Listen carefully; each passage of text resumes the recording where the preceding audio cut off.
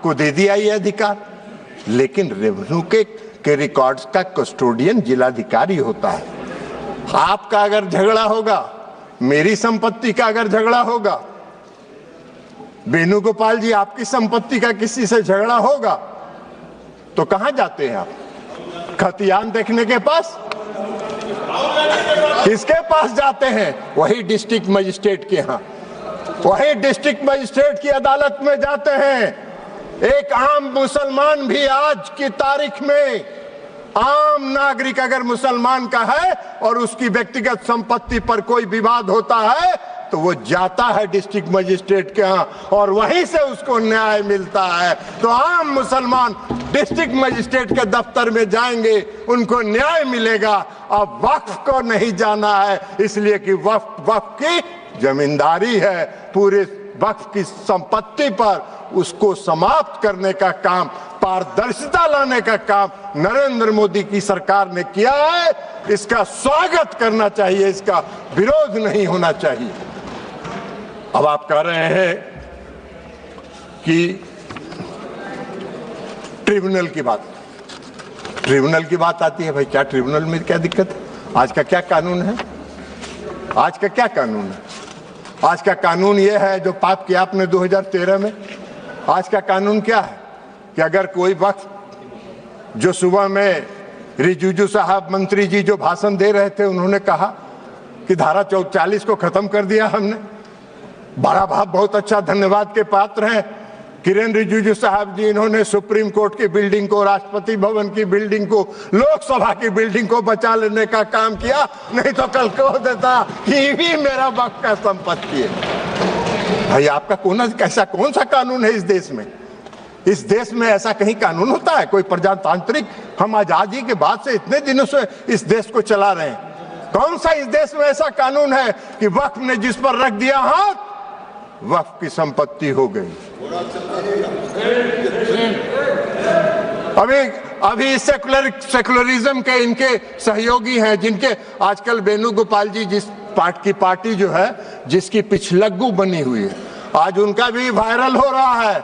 इसी लोकसभा में उनका दिया हुआ भाषण वायरल हो रहा है, जिन्होंने कहा है कि पूरे डाक बंगला चौक को पटना के वक्फ वालों ने कब्जा करके रख लिया है।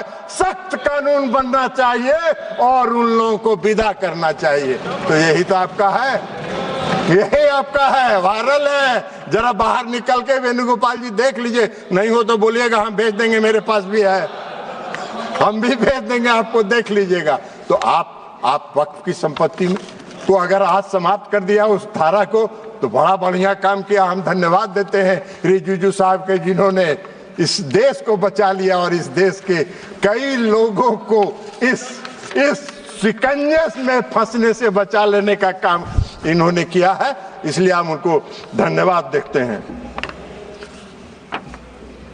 अब ट्रिब्यूनल की बात है। ट्रिब्यूनल का क्या था भाई? कल इस कानून के तहत ट्रिब्यूनल में जाइए, ट्रिब्यूनल में जाके आप साबित करिए कि वक्फ का संपत्ति नहीं है, ये मेरा संपत्ति है। और उसको 5 साल तक, 10 साल तक ट्रिब्यूनल सुनता रहेगा। और एक बार ट्रिब्यूनल फैसला दे दिया कि वक्फ वाले सही है, आप फिर कहीं नहीं जाइए, फिर उसी में रिवीजन फाइल करिए। यही तो आज का कानून था, जिसको खत्म करके इस सरकार ने पारदर्शिता लाने के लिए सिर्फ इंडिविजुअल को भी नहीं, अगर वक्फ को भी कोई शिकायत है तो वह भी अपील में जा सकता है, उसको भी आजादी मिल गई है। दो तरफा मामला साफ है। अब चलिए, जो सही होगा वही होगा, और यही काम नरेंद्र मोदी जी करते हैं, पारदर्शिता लाते हैं। आपको पारदर्शिता से चिढ़ है, आपको पारदर्शिता से नफरत है, तो इसमें मोदी जी क्या करें? उनका चेहरा आपको खराब लगता है तो मोदी जी क्या करेंगे? आपको पसंद नहीं है, उनके काम की प्रशंसा किया करिए। इसलिए आज जो ये संशोधन लेके सरकार आई है, ये संशोधन पूरे वक्फ के कार्यकलाप को, पूरे वक्फ के कामकाज पर, पूरे वक्फ की संपत्ति पर, पूरे वक्फ का इस्तेमाल आम और गरीब मुसलमानों के लिए, मुस्लिम महिलाओं के लिए हित में हो, इसकी व्यवस्था के साथ ये संशोधन विधेयक आया है। हमारी पार्टी जनता दल यूनाइटेड इसका पूर्ण समर्थन करती है, पारदर्शिता का समर्थन करती है और पारदर्शिता को लाने के लिए हम आदरणीय प्रधानमंत्री नरेंद्र मोदी जी का धन्यवाद करते हैं। अल्पसंख्यक कल्याण मंत्री किरण रिजिजू साहब का धन्यवाद करते हैं और अपनी बात समाप्त करते हैं।